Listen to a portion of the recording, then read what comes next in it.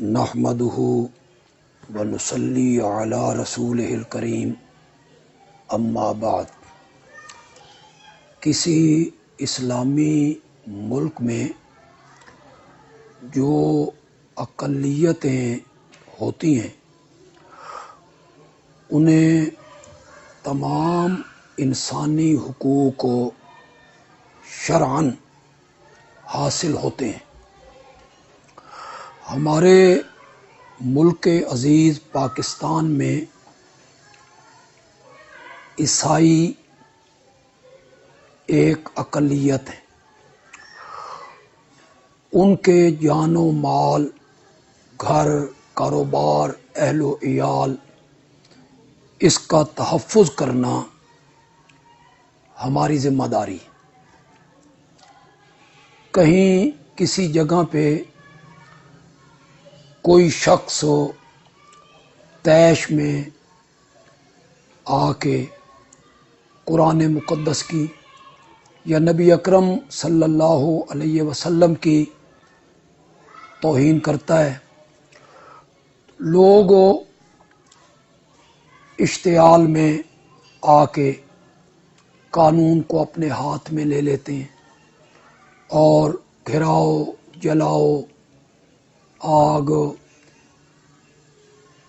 ان کے عبادت خانوں کو جلا دینا، مکانوں کو آگ لگا دینا، جذباتی فیصلے کرنا، بعض اوقات واقعہ ہی نہیں ہوتا اور غلط افواہ پر لوگ مشتعل ہو جاتے ہیں۔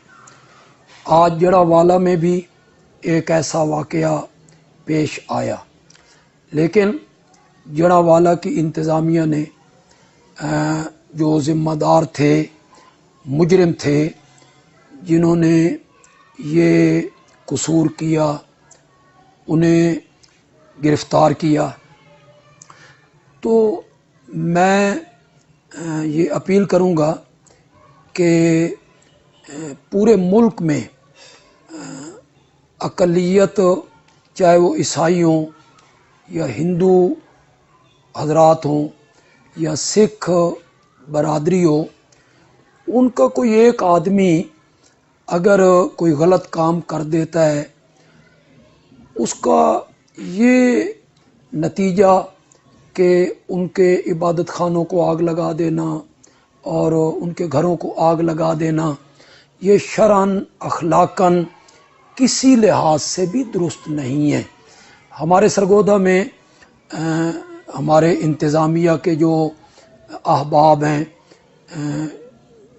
ڈی پی او صاحب ہیں، فیصل کامران صاحب ہیں، اے ڈی سی جی ہیں، عمر فاروق صاحب، ڈپٹی کمشنر صاحب ہیں، انہوں نے بھی فوری طور پر یہاں سرگودھا میں اعتماد میں لیا۔ علماء کو بھی، عیسائیوں کے جو رہنما تھے انہیں بھی اعتماد میں لیا اور کوشش کی، اور وہ اس کوشش میں کامیاب ہوئے۔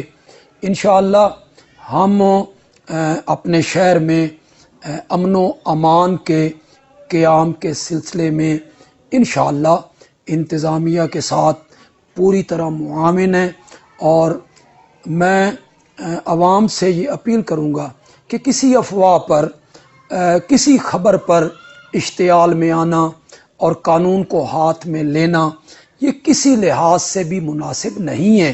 اگر کوئی ایسا معاملہ ہوتا ہے تو آپ اسے انتظامیہ کے نوٹس میں دیں، اور انتظامیہ کے جو افراد ہیں ان کا حق بنتا ہے کہ وہ اس کے خلاف کارروائی کریں۔